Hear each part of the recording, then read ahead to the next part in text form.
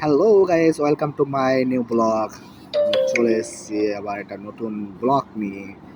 তা আমি যাচ্ছি এখন, একটা অর্ডার আছে, অর্ডার পিক আপ করার জন্য যাচ্ছি। এখান থেকে পিক আপ দিয়েছে আমাকে 7 কিলোমিটার দূরে, সেই কারণে আমি যাচ্ছি আস্তে আস্তে। তা রোড পুরো ক্লিয়ার আজ।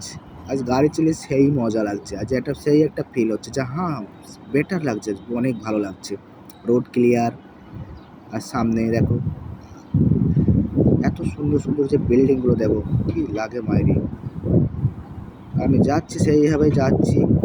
লোকেশনটা দিয়েছে একবারে অন্য রকমের রেস্টুরেন্ট, নতুন রেস্টুরেন্টের অর্ডার দিয়েছে।